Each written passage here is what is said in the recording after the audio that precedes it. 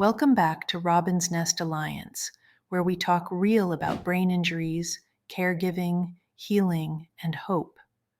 Today's big question: what is CTE?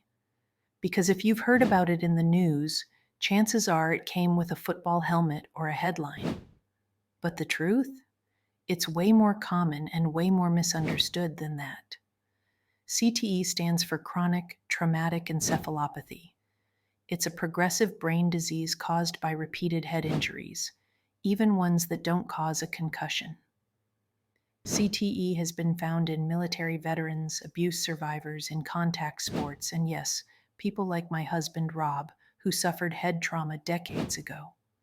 In a 2017 study published in JAMA, 110 out of 111 deceased NFL players were found to have CTE.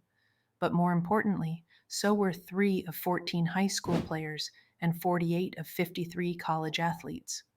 Methodology JAMA 2017. Up to 20% of Iraq and Afghanistan veterans have experienced at least one traumatic brain injury, TBI, mostly from blast exposure.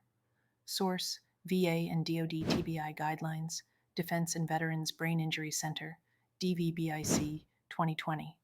In one study of former service members' brains donated to the VA BUCLF Brain Bank, CTE was found in 68 of 85 brains, 80%, many of which were from non-combat injuries and repetitive trauma during training.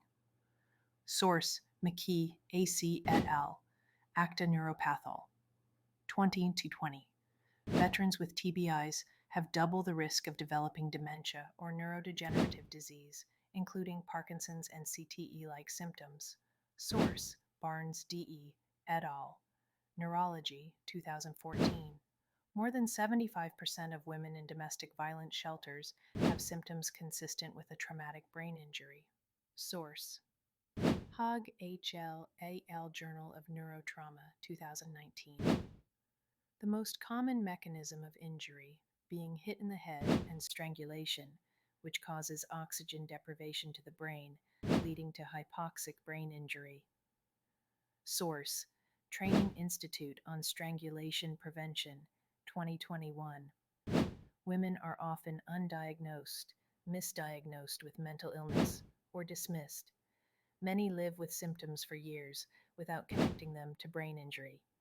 Motor vehicle crashes are the second leading cause of all TBIs in the U.S., especially moderate to severe cases. Source: CDC, 2021. Report on TBI-related ED visits and hospitalizations.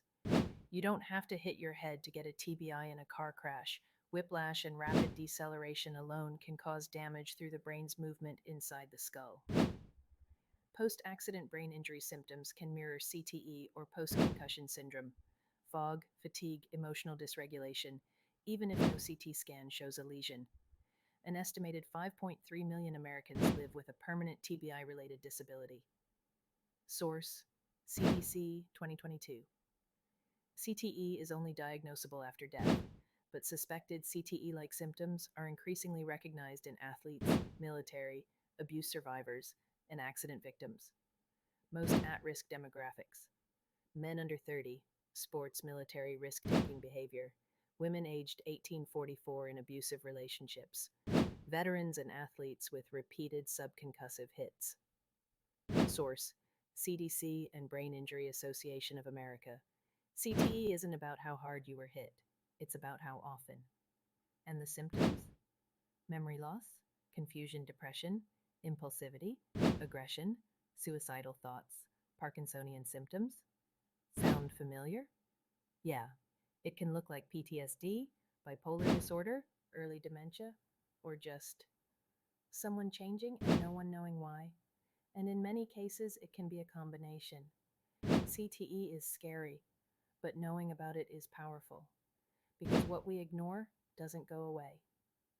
But what we understand, that's where healing starts.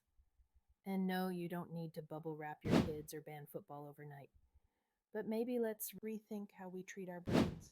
You only get one. Here at Robbins Nest Alliance, we believe in fighting for answers, for laughter, and for every spark of hope. If you're a caregiver, a survivor, or just curious, subscribe, comment, share your story. You're not alone. And the brain, it's still the most powerful thing we've got.